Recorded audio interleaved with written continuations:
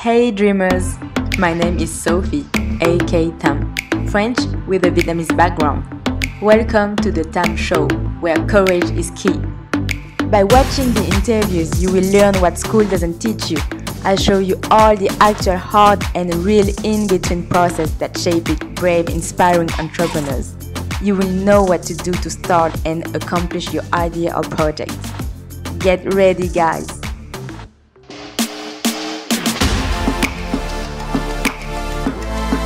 Hey everyone, welcome back to the Tam Show for a new episode. Today we are meeting Tom. Tom is one of the co-founders of Barbaard, which is a gentleman lifestyle brand in Vietnam. This 29-year-old designer came to Vietnam 4 years ago. He fell in love with Southeast Asia when he had the opportunity to do an internship in Shanghai.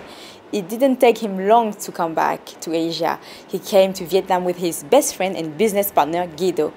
They wanted to build this lifestyle brand, and they started with one box of Dutch men's grooming products. And they slowly started to conquer and educate Vietnamese market about grooming and fashion. From there on, they built the Barbaard company with one mission in mind: to bring the European service standards, lifestyle and fashion to Vietnam.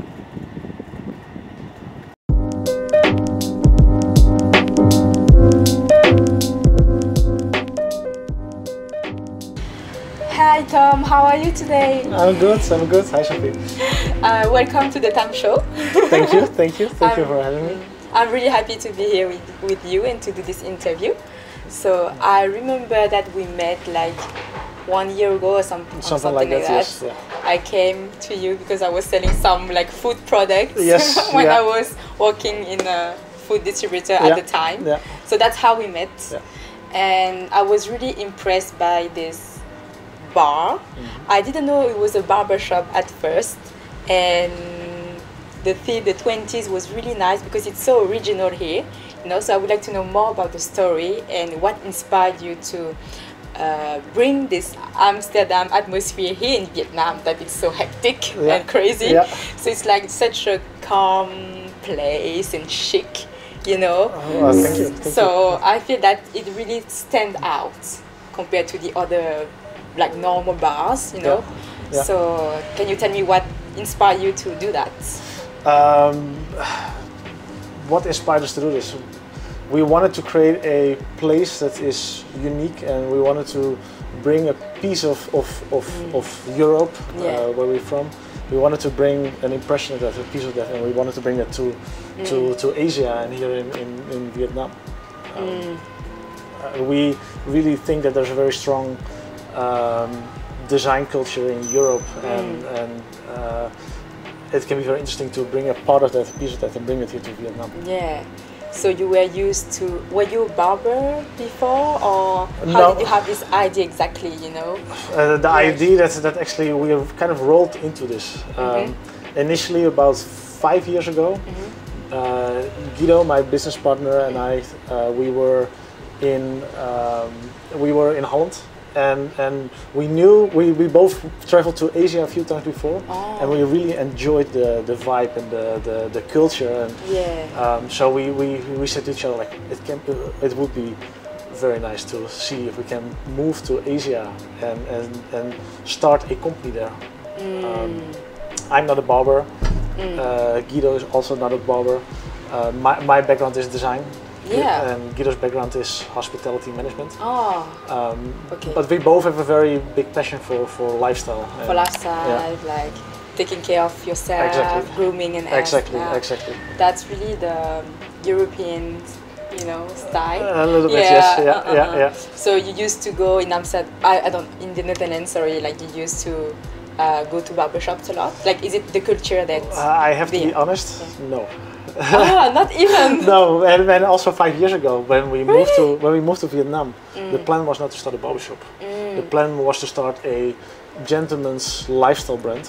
Yes. And the initial idea was to start a dress shirt brand. So our idea was to bring the man fashion, which is quite developed in Europe already, and bring it to Vietnam, because we really saw that there was still a gap in the Vietnamese market, and I think there's so much room for improvement here, especially fashion, gentleman's fashion for men.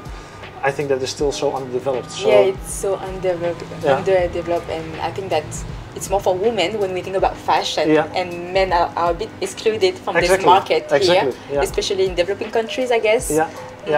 So we wanted to change that, and 5 years ago we said to each other, okay, let's start a dress shirt company, like a fashion company in Vietnam. Yeah. But then we had zero experience. We didn't have a lot of money to invest. So we wrote a plan, and we made a calculation with how much money we would need to start it. And I think there was back then was $60,000. We didn't have that. We maybe had maximum 5 or something. So like, how a nice idea, but how are we gonna actually realize this idea? Wow. Okay. So then we said to each other, maybe we should find something small. Okay. Maybe a Dutch like product or niching something. down something. Yeah, and see if we can bring that Dutch product, bring it to Vietnam, and see if we can build a company from there. Back then we had no clue what kind of products, but we started to look around, and I went to my hairdresser in Holland, and he sold me this Dutch product. It was called Reuzel, and Reuzel, I really like that product, and I never heard of it. It was apparently produced by one of the world's most famous barbershops, which was in Rotterdam in Holland. The Reuzel is a hair product. It's a pomade. So it's a very old school classic hair. Like a gel? It's like a gel. It's a little bit like a mix between a gel and a wax. And I really like that product, so I bought it and I showed it to Guido, and he also liked it. So, and then Guido had the brilliant idea to contact the manufacturer and ask, hey guys, do you have a distributor in Vietnam? And they didn't have that. So we asked, okay, can we become your distributor in Vietnam? I said, okay, sure, go ahead. So that is how it started, and that is how we slowly rolled into having a barbershop, or actually 2 barbershops in Vietnam. Okay, so that was not your first mission no, at the start, no. But you just pivot. We brought this product, and we brought it.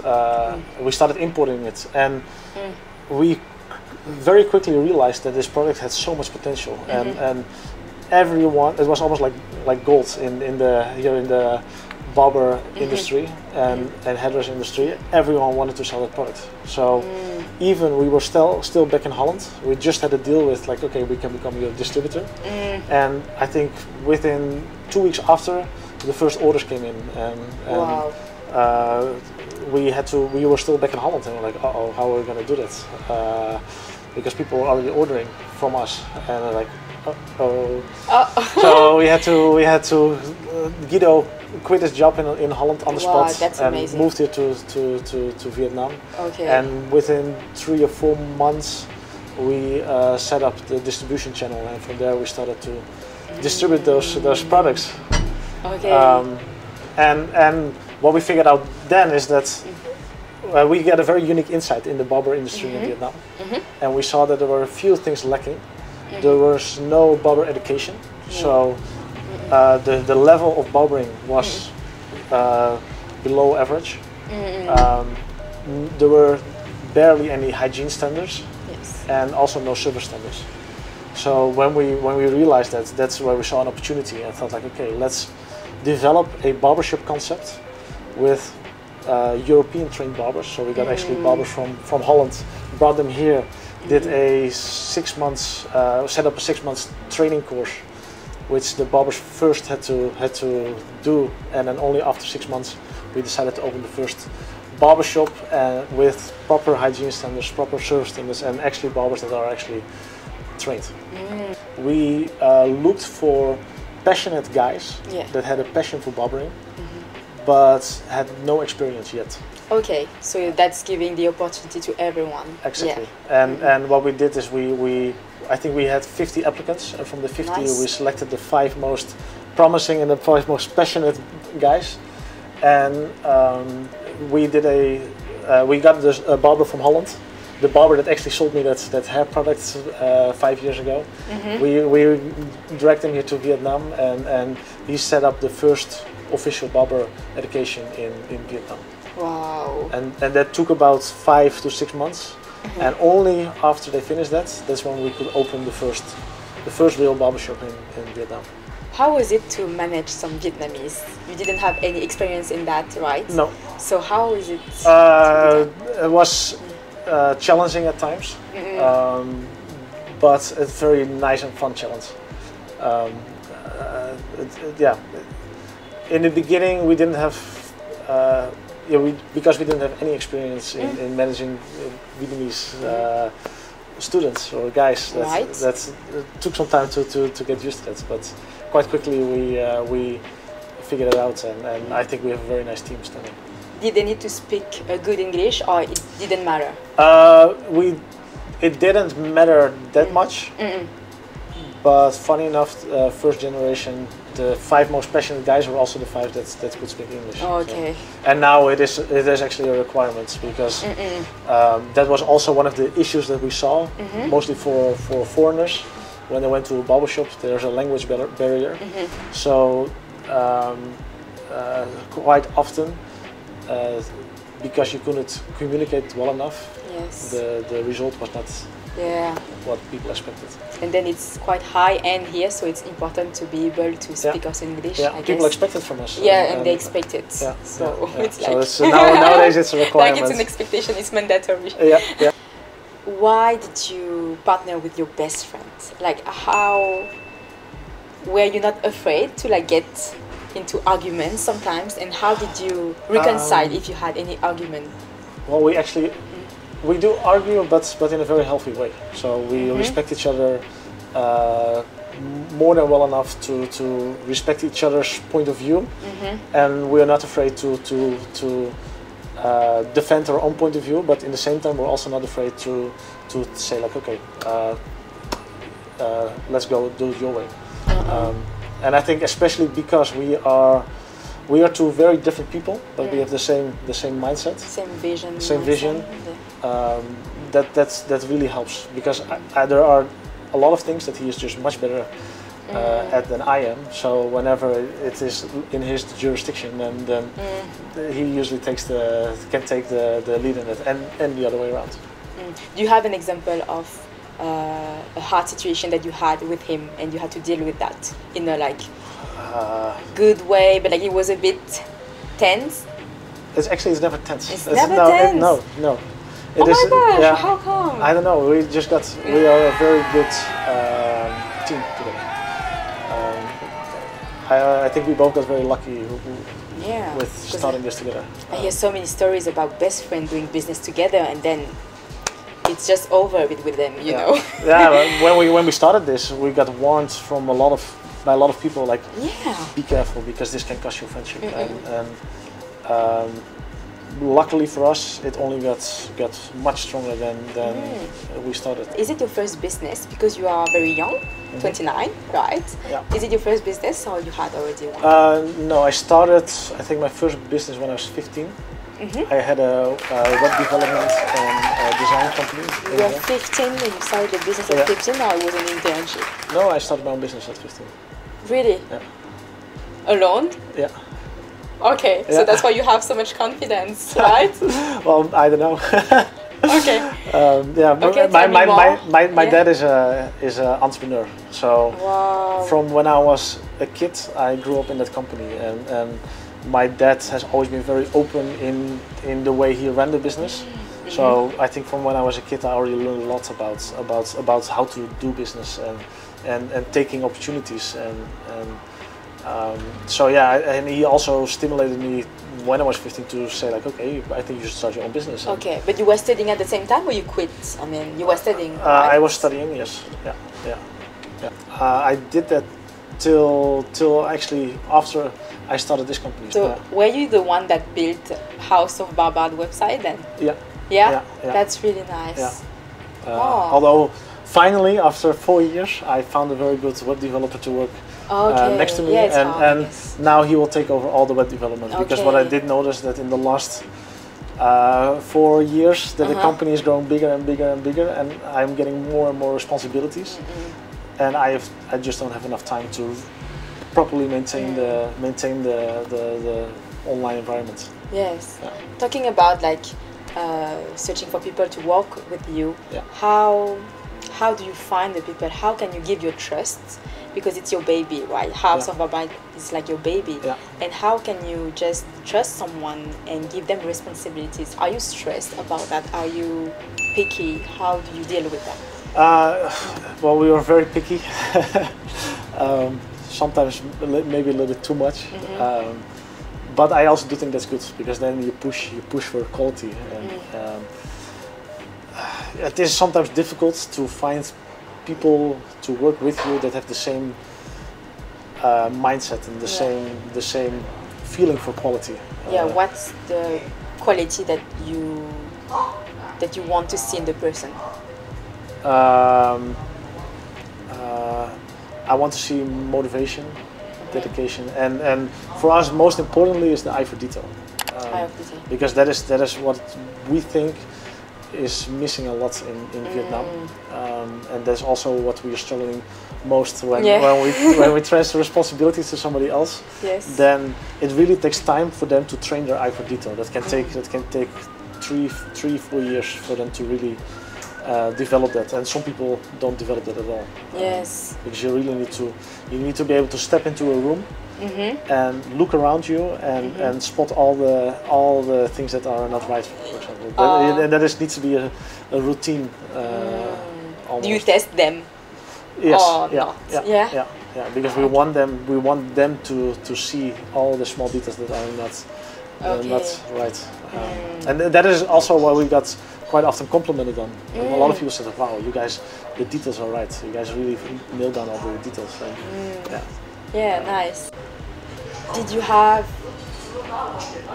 any fears before starting your company, and during the process? Like, what was your biggest fear moving here and doing your business, or even like before?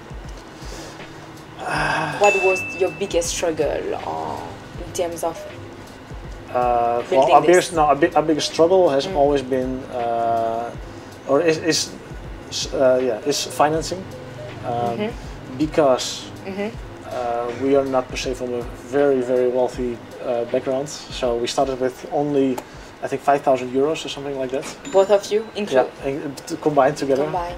And we had to really build it from there. Wow. And the issue what we always have a little bit is that we cannot go to the Vietnamese banks, for example, because they don't want to. We cannot get loans because we are foreigners. In the same time, we cannot go to the bank in Holland because it is a Vietnamese company and they're not going to loan money to Dutch guys that went to they went to the other side of the world. So that has always been the most difficult part of the company. Oh, okay. So how did you deal with that, and how did you grow like your finances then? I think once you have a good plan, a good idea on paper, then it will actually then it becomes easier to acquire money, because and the more you believe in it and the more you stand behind your concept and your idea, the easier it is to convince people of that idea, that vision that you have. And we have noticed that now we're at a point that the idea becomes so clear, and now it is finally easier for us to get investments and to. Okay. So you could find investors. Yeah. Okay. Yeah. So thanks to investors and not loans, right? Well, we started with loans. We started with loans. You could. Yeah. In Vietnam. No. All of them are, by accident, are Dutch people that have invested in us. They have loaned us money, but also have invested eventually in us. Okay, so when you were, I guess that you have pitched also your thing, right, to get some investment. Yeah. So what did you say at the time? Do you remember? I think we just told the story. Like we told our vision, especially with the barbershop. We told like there is such a need for a good barbershop. It doesn't matter if you are a high manager or a CEO or a big business guy. The best barbershop experience that you can get is that was back then 100,000, 120,000 haircut experience in a local barbershop with people that cannot speak English, with layer of hair everywhere and no appointment system, and we saw all these things and like there's such a need for a barbershop concept like this, and so that actually was quite easy to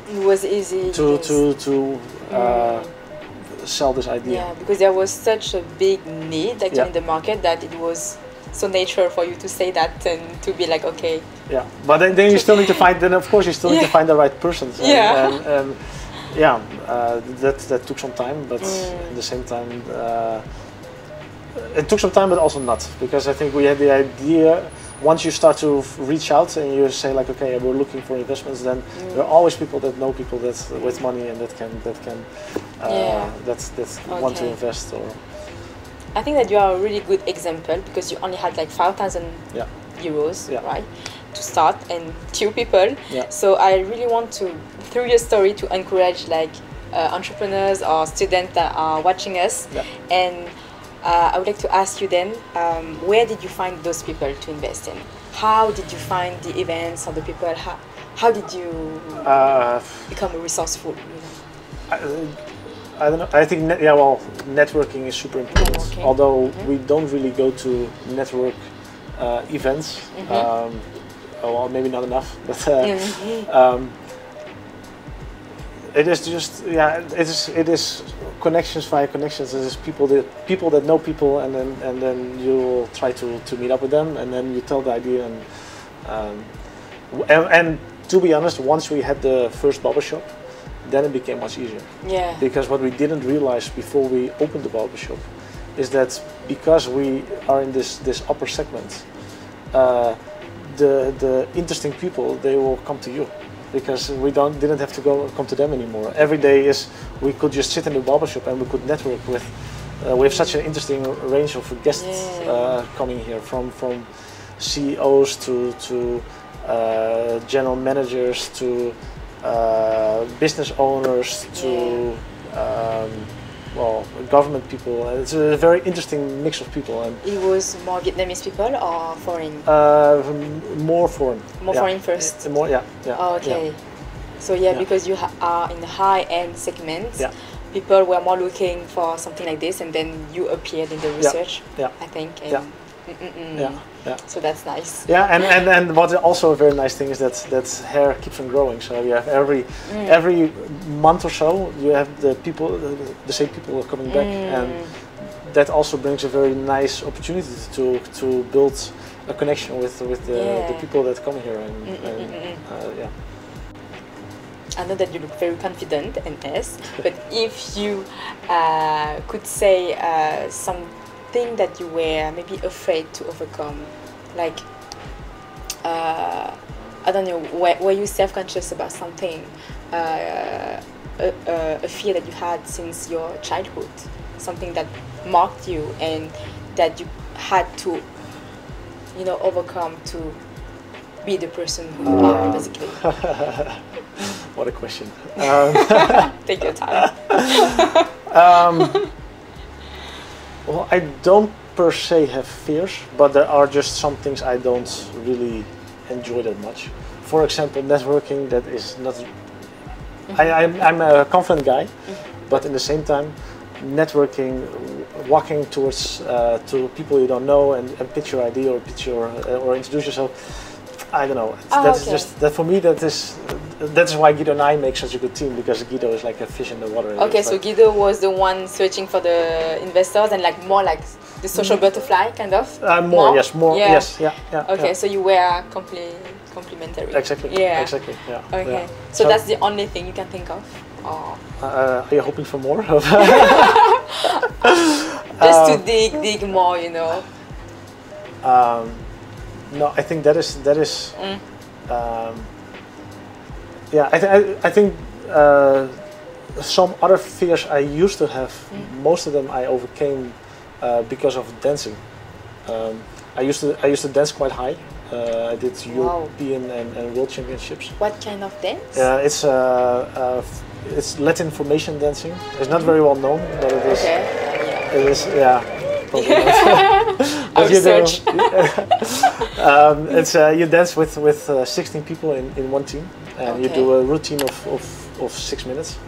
And I used to do that for around 10, 11 years or so, and on quite a high level. And that's really pushed me to step out of my comfort zone, to perform for thousands of people, and I learned a lot from that.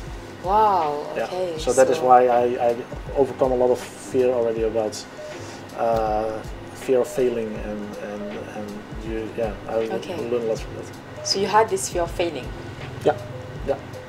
Could you describe how do you feel when you feel this fear?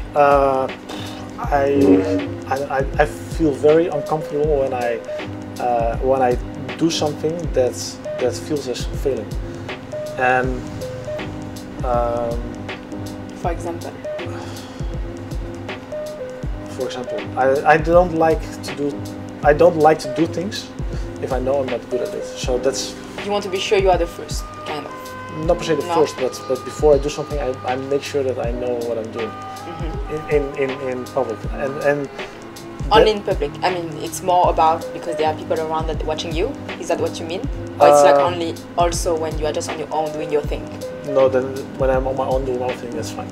Okay, so it's more when and that is are watching. That's funny enough already from when I was a kid, because I know my parents told me the story that I didn't speak for till a very late age. I didn't speak at all.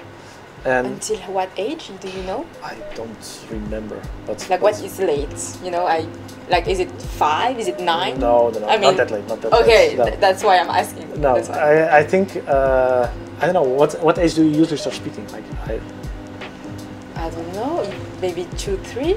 Yeah, something like that. 1. Yeah, I don't even know. I'm gonna ask, but like for me, baby, we start at 1 to speak. Like even nya nya nya, you know, when they start to speak. But then. Yes, then 1. So what age? I don't know. Let's add a year to the normal speaking age, and then and I didn't speak at all, not a word. Wow, and then within a week, I started speaking, and within a week I was fluent. So I think that was because of the fear inside of me of failing somehow. Fear of failing because you couldn't have all the words? I think so, yeah. Like if I cannot speak properly, then I don't speak at all until I know how to speak, and that's when I start to speak. I know, but that's interesting to hear. But that is, I think, also a good thing, because that does make sure that whenever I do something, I always make sure that I do it the best I can, because I want to. I don't want to fail, so I make sure that I know what I'm doing. Okay.